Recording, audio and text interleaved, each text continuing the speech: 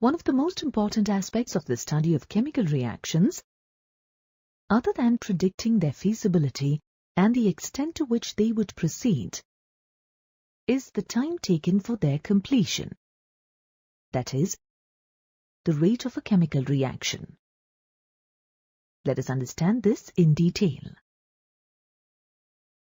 In our daily lives, we see various chemical reactions taking place. For example, the rusting of iron in the presence of humid air and the combustion of butane, the main component of LPG. While the rusting of iron is a very slow process and may take years, the burning of butane is instantaneous. There are some reactions which take place with a moderate speed. Photosynthesis is an example of a moderate reaction. Have you ever wondered why some reactions are slow while others are fast? Chemical kinetics is the part of physical chemistry that studies reaction rates and explains why certain reactions are instantaneous and others are not. It also describes the conditions by which reaction rates can be altered. Let us start with a simple definition of the rate of a chemical reaction. The term rate is often used to describe the change in a parameter that occurs per unit time. For example, the rate at which an aeroplane travels is the distance travelled per unit of time, such as kilometers per hour. In chemical kinetics, the rate of a chemical reaction is defined as the rate of decrease in the concentration of the reactant, or the rate of increase in the concentration of the product. Thus, the change in the concentration of the reactants or products with respect to time is called the rate of a reaction. In other words, the reaction rate or the rate of reaction specifies how fast a reaction takes place. Consider a simple reaction in which 1 mole of a reactant A produces 1 mole of product B. Let us assume that the volume of the system remains constant. Initially, that is, at the beginning of a reaction, the concentration of reactant A is maximum, while the concentration of product B is 0. As the reaction proceeds, the concentration of reactant A decreases, while the concentration of the product B increases. Let A1 and B1 be the concentrations of A and B respectively at time T1, and A2 and B2 be their concentrations at time T2. The decrease in the concentration of reactant A, delta A, during time interval delta T equal to T2 minus T1 is given as A2 minus A1. Similarly, the increase in the concentration of product B, delta B, is given as B2 minus B1 during time interval delta T. Using the definition of rate of chemical reaction, we get the rate of the given reaction as a decrease in the concentration of A minus delta A divided by time interval delta T. Now, delta A is a negative quantity since the concentration is decreasing with time.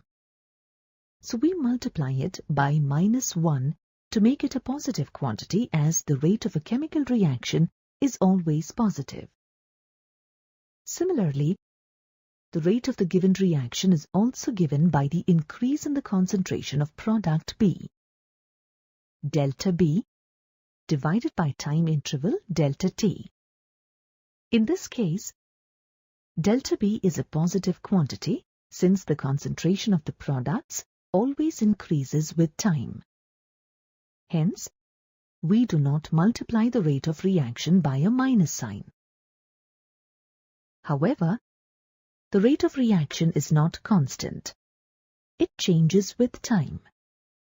The rate of disappearance of reactants gradually decreases with time as the reactants are consumed.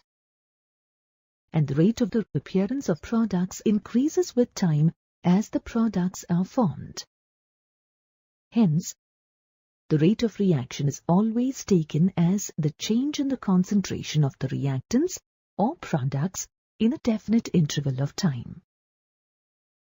This is called the average rate of chemical reaction, which is given by this equation.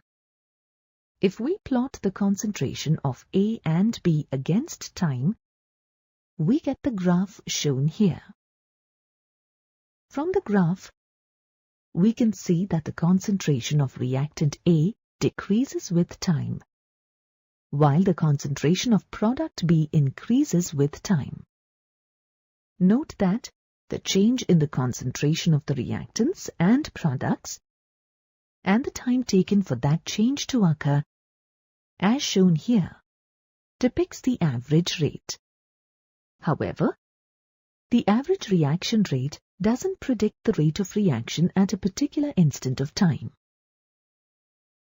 To predict the rate of reaction at a particular moment of time, we take an infinitesimally small time period, dt, that is, when time delta t approaches 0, and measure the change in the concentration of the reactant or product during this infinitesimally small time period.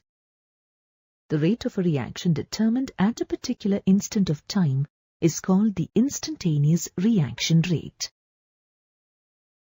If the changes in the concentration of A and B are dA and dB respectively, during the infinitesimally small time interval dt, then the instantaneous rate of reaction is given as R instant equal to minus dA by dt or equal to dB by dt. Graphically, we can determine the instant rate of chemical reaction at time t by drawing a tangent at time t on the curves for the concentration of either A or B, and then calculating its slope. The slope of a tangent gives the instantaneous rate of reaction at that particular time. The change on the y-axis divided by the change on the x-axis gives the slope of the tangent. From the graph, the slope of the tangent drawn gives the instantaneous rate. R instant equal to minus dA by dt equal to dB by dt. The rate of reaction may not be same with respect to all the reactants and products. It depends upon the stoichiometric coefficients of the reactants and the products in a balanced chemical equation. Let us consider the formation of hydrogen iodide from its constituents, hydrogen and iodine. The balanced equation for this reaction is shown here. In this case, 1 mole of hydrogen and 1 mole of iodine react to give 2 moles of hydrogen iodide.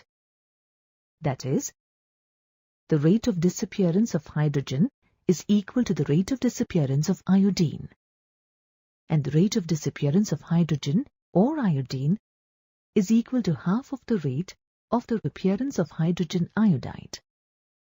Hence, the rate for this reaction can be written as shown. Let us now consider a generic reaction, where the stoichiometric coefficients of the reactants and the products are different. Let's say m moles of A react with n moles of B to give O moles of C and P moles of D.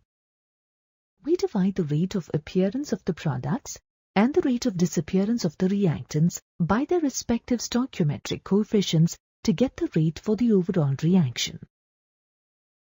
The rate of chemical reaction in this case is given as minus 1 by m into delta A by delta T equal to minus 1 by n into delta B by delta T is equal to 1 by O into delta C by delta T is equal to 1 by P into delta D by delta T.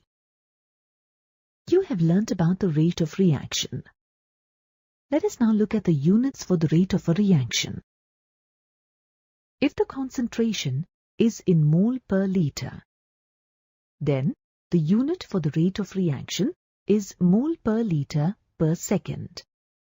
For gaseous reactions, if the rate is expressed in terms of their partial pressures, that is, the rate of change in partial pressure of the reactant or the product, then the unit for the rate of reaction is atmosphere per second. You have already learned that the rate of a reaction decreases with a decrease in the concentration of the reactants. Thus, one of the factors that determine the rate of a reaction is the concentration of the reactants. The representation of the rate of a reaction in terms of the concentration of its reactants is known as the rate law. It is also called the rate equation or rate expression. It is important to note that we can determine the reaction rate in terms of the concentration of the reactants only by experimentally, and it cannot be determined from the balanced equation. Consider the reaction given here. Let's say m moles of A react with n moles of B to give O moles of C and P moles of D.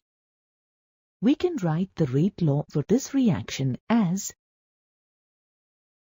rate of reaction is directly proportional to the concentration of A raised to the power x multiplied by the concentration of B raised to the power y.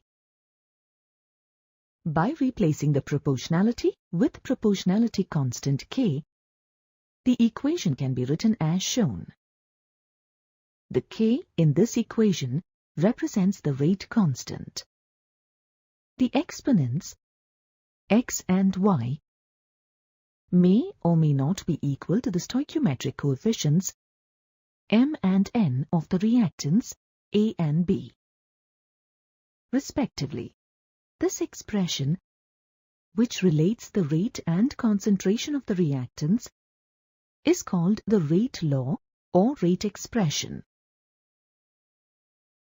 Thus, rate law is the expression in which the rate of reaction is given in terms of the molar concentrations of the reactants, with each concentration being raised to some power that may or may not be the same as the stoichiometric coefficients of the reacting species in a balanced chemical equation.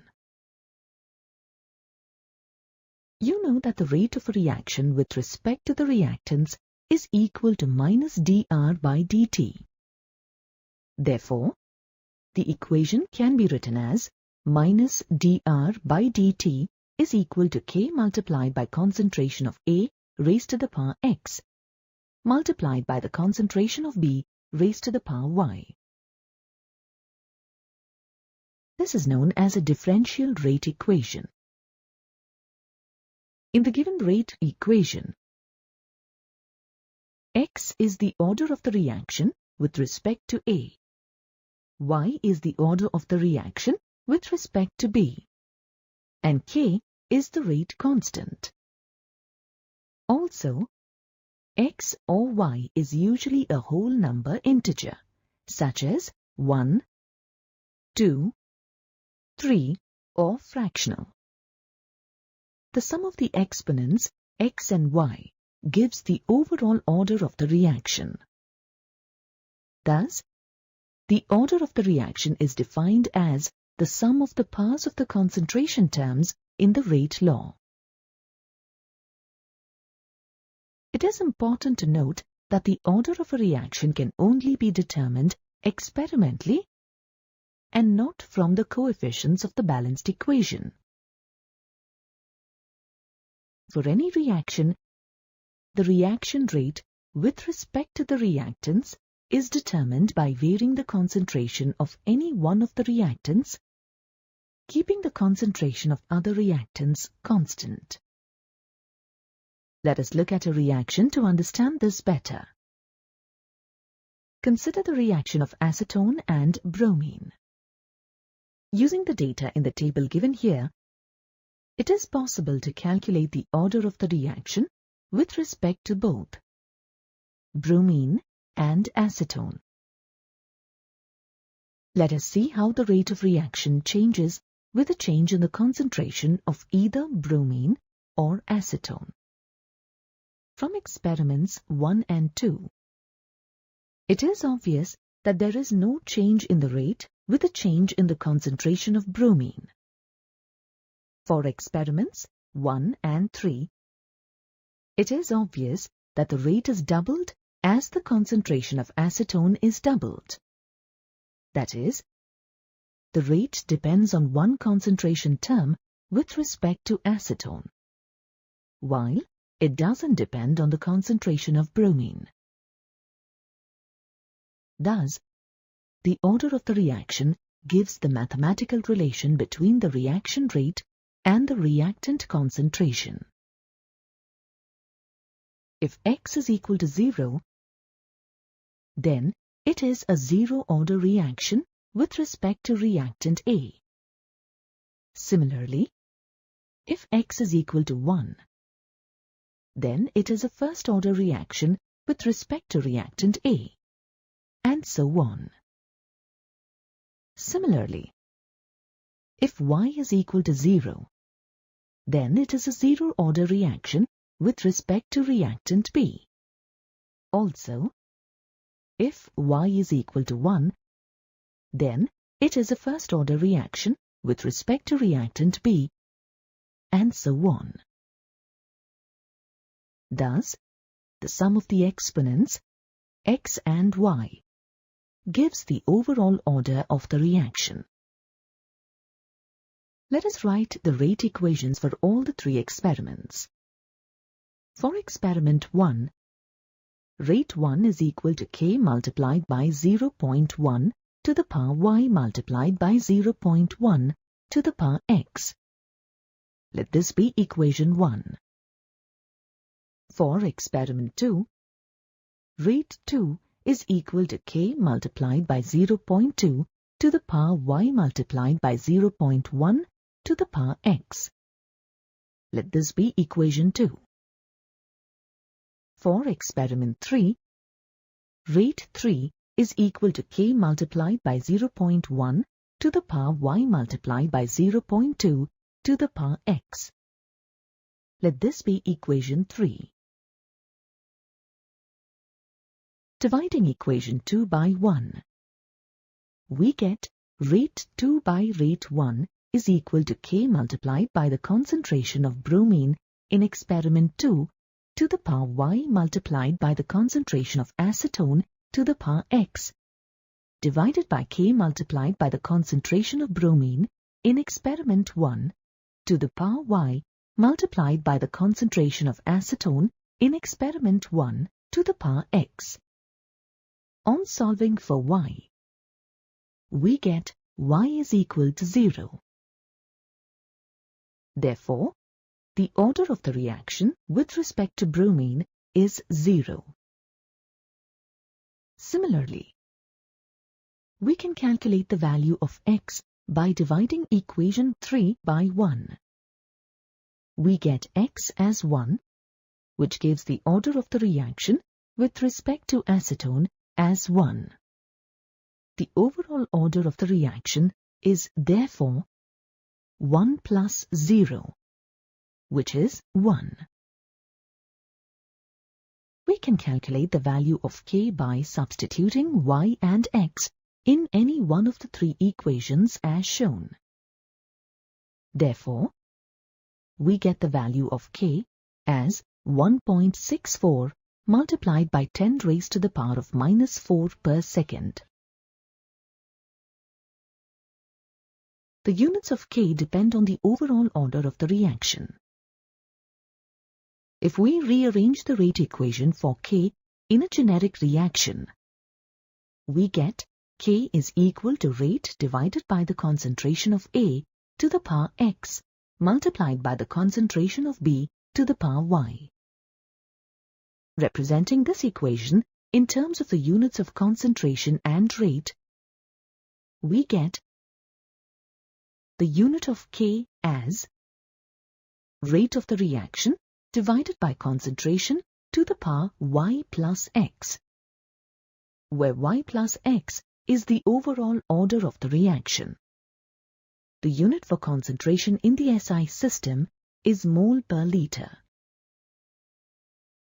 If Y plus X is 0, then we get the unit of K in the SI system as mole per liter per second. If the overall order of the reaction is 1, then we get the unit of K as per second. If the overall order of the reaction is 2, then we get the unit of K as liter per mole per second. Let's now understand the concept of molecularity of a reaction. A balanced chemical reaction doesn't explain the mechanism of the reaction. That is, it doesn't explain how the reaction takes place. A reaction may take place in a single step, called an elementary reaction, or in multiple steps, called a complex reaction. Each step in a complex reaction is called an elementary reaction. The sequential representation of all the elementary reactions in an overall reaction is called the mechanism of the reaction. The number of reacting species, such as molecules, atoms, or ions, of an elementary reaction, which collide with each other to bring about a chemical reaction, that is, to form a product or products, is called the molecularity of that reaction.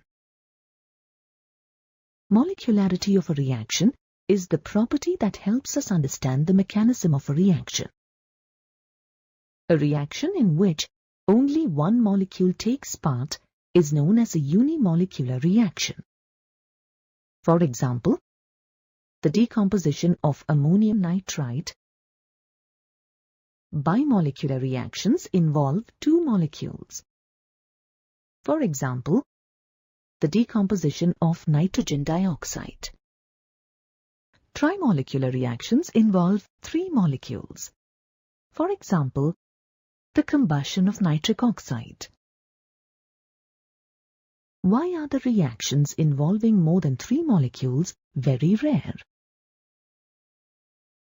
Now let us understand how the collision theory explains the reactions which involve more than three molecules.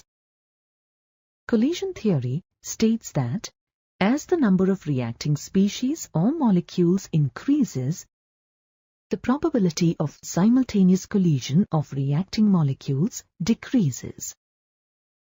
Therefore, the possibility of simultaneous collisions between four molecules is much less than the possibility of simultaneous collisions between three molecules.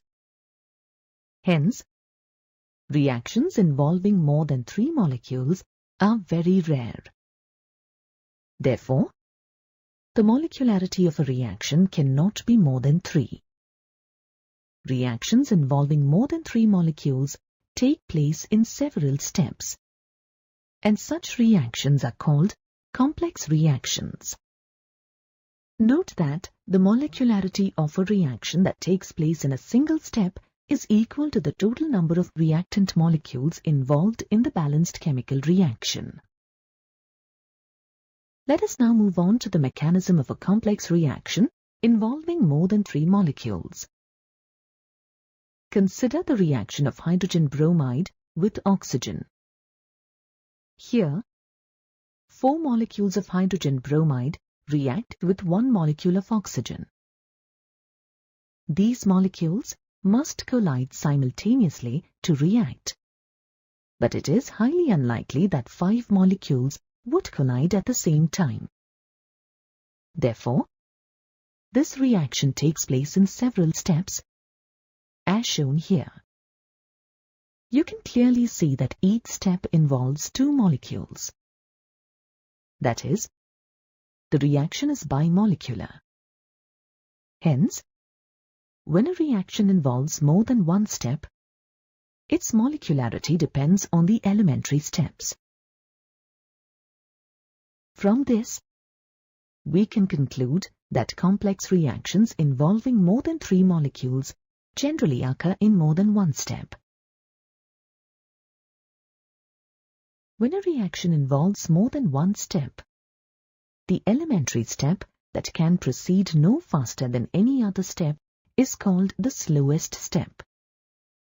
The slowest step of the reaction is therefore called the rate-determining step. This concept can be understood better by drawing an analogy with the preparation of a cake. The three major steps involved are preparing the dough, baking, icing. You can make dough for 50 cakes. However, only 20 cakes can be baked at a time. Hence, the number of cakes on which you can put icing will depend upon the second step, baking. Therefore, baking is the rate-determining step here. Let's now go back to the reaction of hydrogen bromide with oxygen. In this example, steps 2, 3, and 4 are very fast and take less than a minute. However, step 1 can take up to a year. Therefore, step 1 is the rate-determining step for this reaction. For this step, the order and molecularity of the reaction are the same, 2. Thus, for a complex reaction, the order is given by the slowest step, and in general, the molecularity and order for the slowest step always remain the same. Consider a simple reaction in which reactant A gives product B. Using the differential rate equation and rate law, we can write the rate of the reaction in terms of the rate of disappearance of reactant A as minus dA by dt equal to K into concentration of A to the power n, where n is the order of the reaction with respect to A. If the order of the reaction is 0, that is, if the rate of reaction doesn't depend on the concentration of the reactant, then n is equal to 0. Substituting n by 0 in the differential rate equation, we get minus dA by dt is equal to K, or dA is equal to minus K into dt. On integrating both the sides, we get concentration of A is equal to minus Kt plus C, where C is the constant of integration.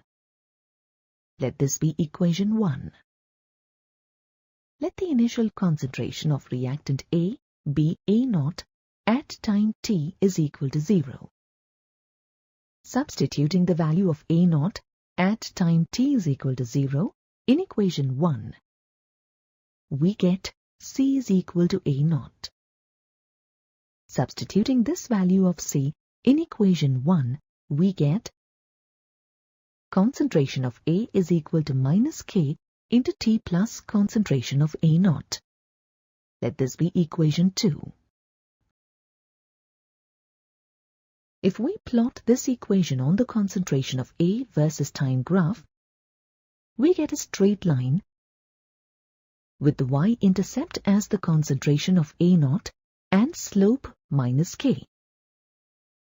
We can calculate the value of K by rearranging equation 2.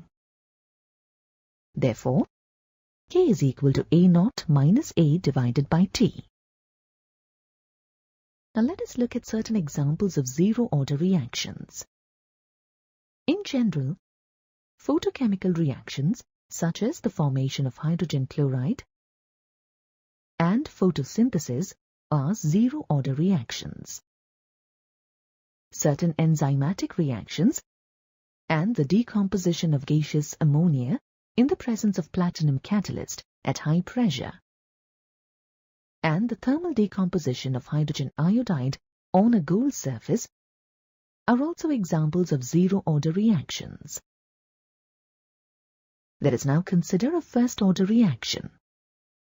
The reaction in which the rate of reaction is proportional to the first power of the concentration of the reactant is called a first-order reaction.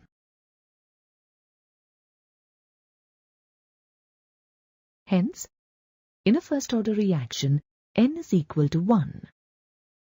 Substituting N is equal to 1 in the differential rate equation, we get minus dA by dt is equal to K multiplied by concentration of A, or dA by concentration of A is equal to minus K into dt.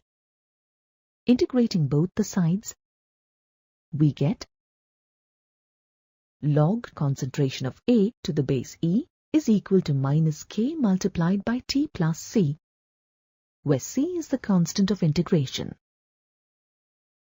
Let this be equation 3. Let the concentration of reactant A be A0 at time t is equal to 0. Substituting the value of A0 at time t is equal to 0 in equation 3, we get C is equal to log concentration of A0 to the base E. Substituting this value of C in equation 3, we get log concentration of A to the base E is equal to minus K multiplied by T plus log concentration of A0 to the base E. Let this be equation 4. On rearranging this equation, we get K is equal to 1 divided by T log concentration of A0 divided by concentration of A to the base E.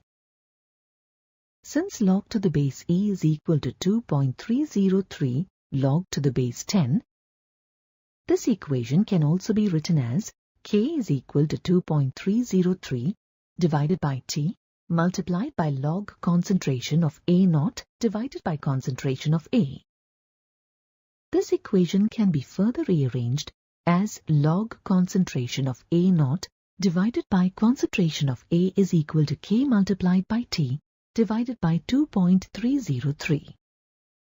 Let this be equation 5. If the concentration of A is A1 at time t1, then we can represent equation 4 as log concentration of A1 to the base E equal to minus K multiplied by T1 plus log concentration of A0 to the base E. Similarly, if the concentration of A is A2 at time T2, we can represent equation 4 as log concentration of A2 to the base E is equal to minus K into T2 plus log concentration of A0 to the base E. We can also represent equation 4 as log concentration of A to the base E minus log concentration of A0 to the base E is equal to minus K multiplied by T, or log concentration of A divided by concentration of A0 to the base E equal to minus K into T. Taking antilog on both the sides, we get concentration of A is equal to concentration of A0 into E to the power minus KT. Let this be equation 6. If we plot equation 4 on graph, then we get a straight line with the y-intercept as log initial concentration of A0 to the base E and slope as minus K. If we plot equation 5 on a graph, we get the graph as shown here. Half-life period of a reaction is defined as the time taken for the concentration of a reactant to reduce to 1/2 of its initial concentration. Let's consider a simple reaction. If this reaction is of 0 order, then the concentration of A is given by A is equal to minus K multiplied by T plus concentration of A naught. Let T1/2 be the time in which the concentration of reactant A reduces to 1/2, which is equal to concentration of A naught by 2. Substituting the value of concentration of A and T in the given equation, we get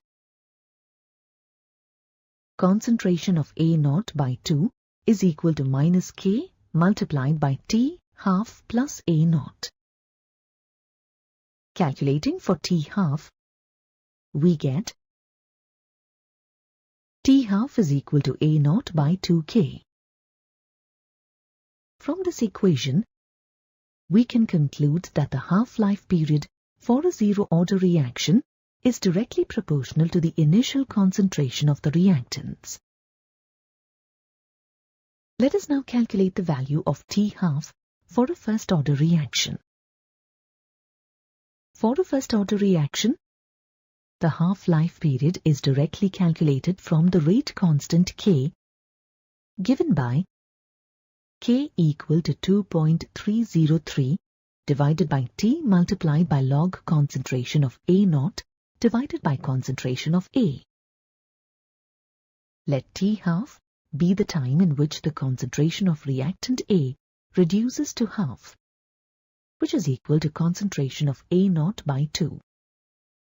Substituting the value of concentration of A and T in the given equation, we get K equal to 2.303 divided by T1/2 multiplied by log concentration of A naught divided by concentration of A naught by 2. On rearranging the equation, we get T1/2 is equal to 2.303 multiplied by 0.301 divided by K. On solving, we get T1/2 is equal to 0.693 divided by K. From this equation, we can conclude that the half-life period for a first-order reaction is independent of the initial concentration of the reactant. Consider a simple reaction in which reactant A gives product B.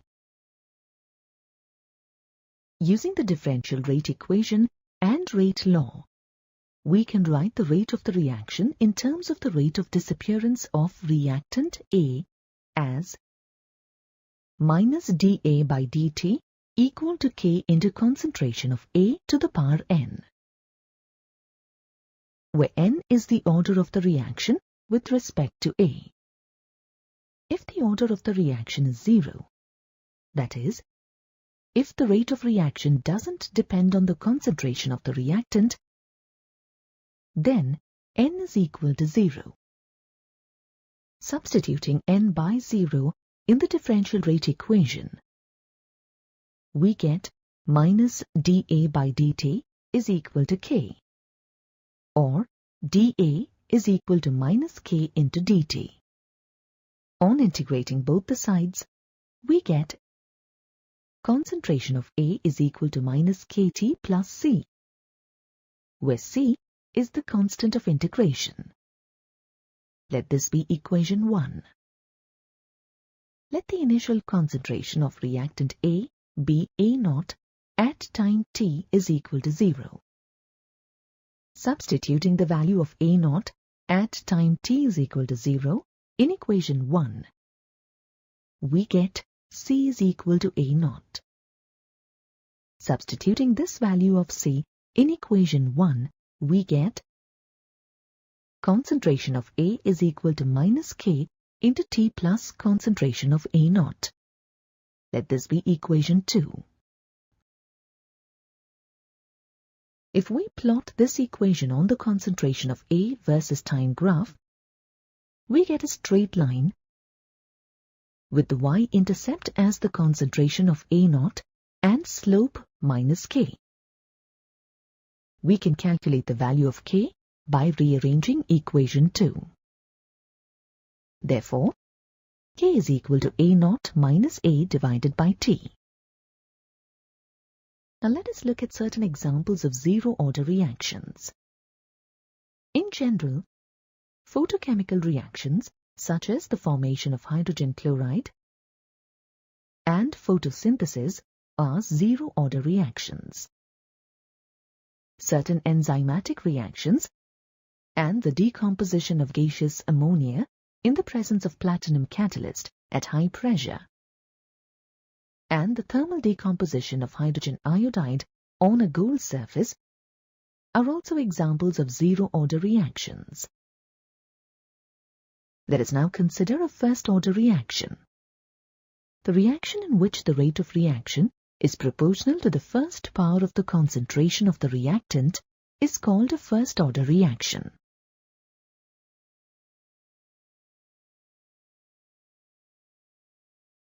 Hence, in a first-order reaction, N is equal to 1.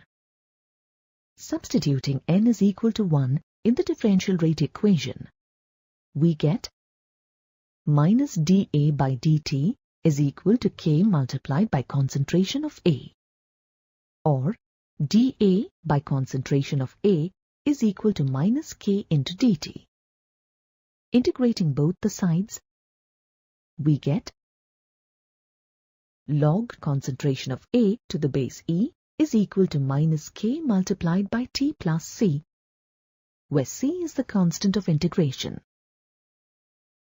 Let this be equation 3. Let the concentration of reactant A be A0 at time t is equal to 0. Substituting the value of A0 at time t is equal to 0 in equation 3, we get C is equal to log concentration of A0 to the base E. Substituting this value of C in equation 3, we get log concentration of A to the base E is equal to minus K multiplied by T plus log concentration of A0 to the base E. Let this be equation 4. On rearranging this equation, we get K is equal to 1 divided by T log concentration of A0 divided by concentration of A to the base E. Since log to the base E is equal to 2.303 log to the base 10, this equation can also be written as K is equal to 2.303 divided by T multiplied by log concentration of A0 divided by concentration of A. This equation can be further rearranged as log concentration of A0 divided by concentration of A is equal to K multiplied by T divided by 2.303. Let this be equation 5. If the concentration of A is A1 at time t1, then we can represent equation 4 as log concentration of A1 to the base E equal to minus K multiplied by T1 plus log concentration of A0 to the base E. Similarly, if the concentration of A is A2 at time T2, we can represent equation 4 as log concentration of A2 to the base E is equal to minus K into T2 plus log concentration of A0 to the base E. We can also represent equation 4 as log concentration of A to the base E minus log concentration of A0 to the base E is equal to minus K multiplied by T, or log concentration of A divided by concentration of A0 to the base E equal to minus K into T. Taking antilog on both the sides, we get concentration of A is equal to concentration of A0 into E to the power minus KT. Let this be equation 6.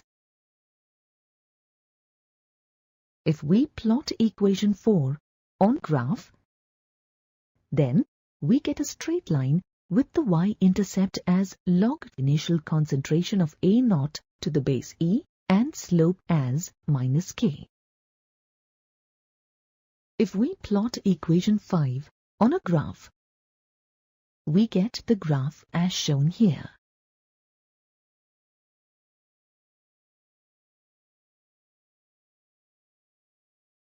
You know that for a first-order reaction, the sum of the powers of the concentration terms in the rate law expression is equal to 1. The decomposition of nitrogen pentoxide and nitrous oxide are examples of first-order reactions. Let us now study pseudo-first-order reactions in detail. Consider a simple reaction A plus B gives rise to C, in which reactant B is taken in excess. The rate law equation for this elementary reaction can be written as rate is equal to rate constant K multiplied by concentration of A multiplied by concentration of B. Let this be equation 1. During the course of the reaction, the concentration of reactant B remains practically constant. In other words, the rate of the reaction depends only on the concentration of A. Hence, K multiplied by concentration of B can be replaced by another new rate constant, K dash. As a consequence, equation 1 can be simplified and can be written as rate is equal to rate constant K dash multiplied by concentration of A. A chemical reaction in which one of the reactants is present in excess and shows an order different from that of the expected order is called a pseudo-order reaction. The reaction is bimolecular, but still the rate of the reaction depends only on one concentration term. Hence, the reaction is called a pseudo-first-order reaction. Acid-catalyzed hydrolysis of methyl acetate in aqueous solution and hydrolysis of sucrose are examples of pseudo-first-order reactions. Let us now understand pseudo-first-order reactions better by considering the acid-catalyzed hydrolysis of methyl acetate in an aqueous solution. Methyl acetate undergoes acidic hydrolysis to form acetic acid and methyl alcohol, as represented by the equation here. The rate equation for this reaction is rate constant K multiplied by concentration of methyl acetate multiplied by concentration of water. Let this be equation 2. Let the initial concentration of methyl acetate be X moles per liter, while that of water be Y moles per liter at time t is equal to 0. After hydrolysis, let the concentration of both acetic acid and methyl alcohol be X moles per liter each, while that of water be Y minus X moles per liter, where X is very, very small as compared to Y. You can see from the data that the concentration of water is not altered much during the course of the reaction. Hence, in equation 2, the concentration of water, which practically remains constant, is multiplied by rate constant K to obtain a new rate constant K dash. As a consequence, equation 2 can be simplified and written as rate is equal to new rate constant K dash multiplied by concentration of methyl acetate.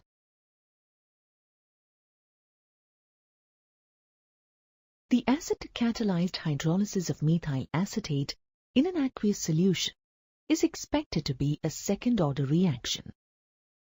However, experimentally, it is found to be first order.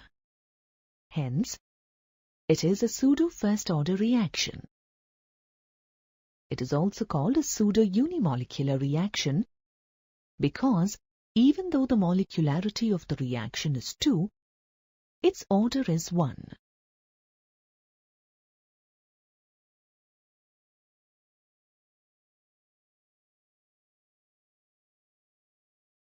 Now, try to write the rate equation for the hydrolysis of sucrose and account for the fact that it is a pseudo-first order reaction. You know that sucrose, on hydrolysis in the presence of a dilute mineral acid, gives glucose and fructose. Excessive water is used for the reaction, and hence, the concentration of water practically remains constant. As a result, the rate equation can be written as rate is equal to new rate constant K dash multiplied by concentration of sucrose. Since the rate of reaction depends only on one concentration term, it is a pseudo-first order reaction. Let us now solve a numerical problem. Here is the data obtained on hydrolysis of methyl acetate at 298 Kelvin in 0.25 normal hydrochloric acid. Establish that it is a pseudo-first order reaction. Also calculate the half-life period for the reaction. In the first step, write the integrated rate equation for the first order reaction as shown here. Next, calculate the initial concentration and the concentration of the ester, that is, methyl acetate, at the given intervals of time by using the given data. The volume of alkali used for total change from T is equal to 0 to T is equal to infinity gives the initial concentration of the ester. Hence, the initial concentration of methyl acetate is 47.15 minus 24.36, which is equal to 22.79 milliliter. Similarly, the concentration of methyl acetate at 4500 seconds is 17.83 milliliter, and at 7140 seconds is 15.43 milliliter. Now substitute the values of A minus X and T in rate equation. On solving, we get the values of K fairly constant at the two different intervals of time.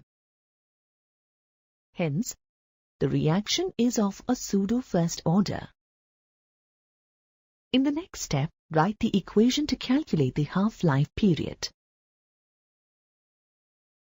Substitute the value of K in the equation.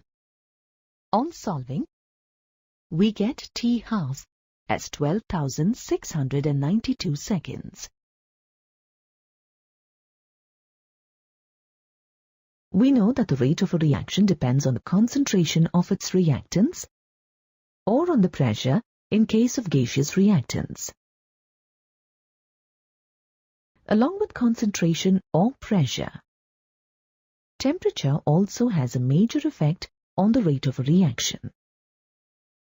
It has been observed that generally rate of reaction increases with an increase in temperature. Also, it has been found that an increase of 10 degrees Celsius in temperature doubles the reaction rate. The dependence of the rate of a chemical reaction on temperature can be explained using the Arrhenius equation.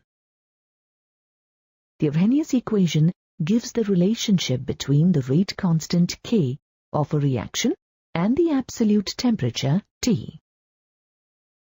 It is defined as K is equal to A multiplied by e to the power minus EA divided by RT, where K is the rate constant A is the frequency factor, which is a constant specific to a particular reaction. EA is the activation energy. R is the gas constant. And T is the absolute temperature. To understand this better, let us consider the reaction between chlorine nitrite and nitric oxide. In this reaction, a chlorine atom is transferred from one molecule of chlorine nitrite to a molecule of nitric oxide. According to the collision theory, in order for the reaction to occur, the nitrogen atom in NO must collide with the chlorine atom in ClNO2 with sufficient energy and the correct orientation. Before chlorine nitrite and nitric oxide are converted into products, during which existing bonds break and new bonds are formed, they go through a highly unstable intermediate or transition state. If we plot the potential energy of the molecules versus the reaction coordinate, we get the curve shown here. The peak of the curve is the transition or the intermediate state, which is also known as activated complex. The energy required by the reactant molecules to reach this transition state is known as activation energy, EA. In other words, this is the minimum energy required to cause a reaction. Even though the overall delta G of the reaction may be negative, the reactant molecules still need to go through the transition state in order to react. It is important to note that according to the collision theory, only a small fraction of the collisions produce a reaction. These colliding molecules must collide with the proper orientation with sufficient energy, called threshold energy, which is the energy possessed by reacting species plus activation energy. Hence, not all molecules have enough activation energy to take part in a reaction.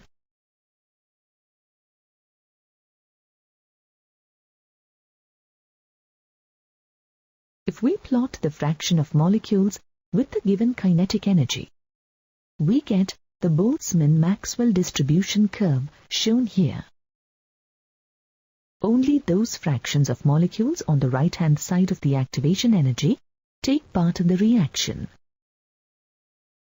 As the temperature of the system increases, the peak of the curve moves to a higher energy value, and the curve broadens out to the right, such that there are a greater number of molecules with much higher energy. As the number of molecules with higher kinetic energy increases, the number of molecules that carry energy greater than the activation energy also increases. Thus, the rate of reaction increases with temperature. In the Arrhenius equation, the factor e to the power minus EA by RT corresponds to the fraction of molecules that have kinetic energy greater than EA. Taking natural logarithm on both the sides of the Arrhenius equation, we get log to the base E multiplied by K is equal to minus EA by RT plus log to the base E multiplied by A. Let this be equation 1. If we plot log to the base E multiplied by K versus 1 by T on a graph, we get a straight line with slope minus EA by R, and the y-intercept as log to the base E multiplied by A. From the graph, we can see that as the temperature increases, the rate constant increases exponentially, and the activation energy decreases. As a result, the rate of reaction increases. As log to the base E is equal to 2.303 log to the base 10, Equation 1 can also be written as 2.303 multiplied by log K is equal to minus EA by RT plus 2.303 log A. On dividing this equation by 2.303 on both the sides, we get log K is equal to minus EA divided by 2.303 RT plus log A. Let this be equation 2. At temperature T1 and T2, equation 2 becomes log K1 is equal to minus EA divided by 2.303 RT1 plus log A. And we get log K2 is equal to minus EA divided by 2.303 RT2 plus log A. Let these equations be 2A and 2B respectively. On subtracting 2B from 2A, we get log K2 minus log K1 is equal to EA divided by 2.303 RT1 minus EA divided by 2.303 RT2, or log K2 divided by K1 is equal to EA divided by 2.303 R multiplied by 1 by T1 minus 1 by T2. Thus, the Arrhenius equation can be used to calculate the activation energy at different temperatures if the experimental values of the rate constants are known. Now let us solve a numerical problem. The rate constants of a reaction at 823 Kelvin and 898 Kelvin are 1.1 liters per mole and 6.4 liters per mole respectively. Calculate the energy of activation. The first step involves writing the given values of T1, T2, K1 and K2 respectively, and the value of R in joules per Kelvin per mole as shown. The second step involves writing the Arrhenius equation at two different temperatures as shown.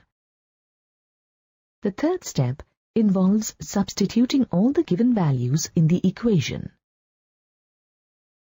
On substituting and solving, we get EA is equal to 1.4 multiplied by 10 to the power 5 joules per mole. We know that the rate of a reaction depends on the concentration of its reactants and the temperature. Along with the concentration and temperature, a catalyst also has a major effect on the rate of a reaction. A catalyst is defined as a substance that alters the rate of a reaction without itself undergoing any permanent chemical change. A catalyst thus can enhance or retard the rate of a reaction.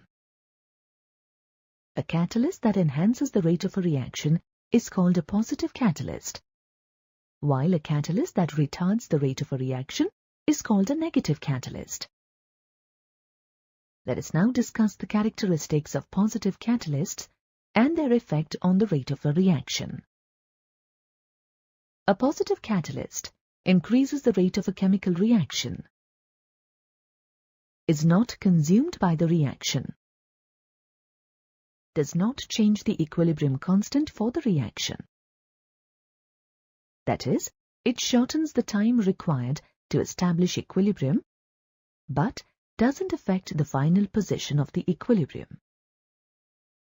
Also, a small quantity of the catalyst can catalyze a large quantity of reactants, since it is not consumed during the reaction and can be used again and again. You will understand this better with an example. The hydrogenation of ethene in the presence of nickel yields ethane. In this reaction, nickel acts as a catalyst.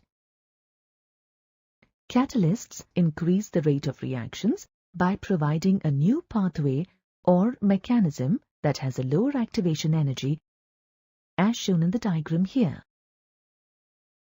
A larger proportion of the collisions that occur between the reactants now have enough energy to overcome the activation energy for the reaction. Thus, a large number of collisions become effective.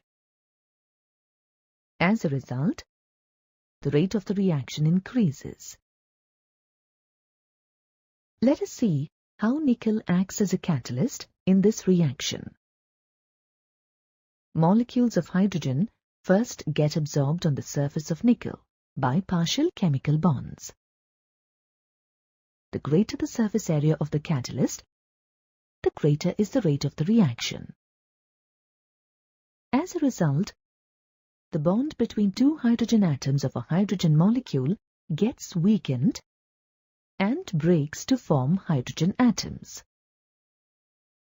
These hydrogen atoms are attached to the surface of nickel by chemical bonds. In the next step, a highly energetic activated complex is said to be formed when these hydrogen atoms attach to ethene molecules by partial chemical bonds. The highly unstable activated complex further dissociates to form molecules of ethane and the free catalyst. Thus, a catalyst increases the rate of a reaction. Now let us arrive at the modified Arrhenius equation on the basis of the collision theory of chemical reactions. The collision theory was proposed individually by Max Strauss in 1916 and William Lewis in 1918. It explains how chemical reactions occur. According to this theory, chemical reactions occur when the hard, spherical molecules of reactants collide with each other. Also, the reactant particles must collide not only with sufficient energy, but also with the correct orientation. Such collisions are referred to as effective collisions. These collisions lead to the formation of the product.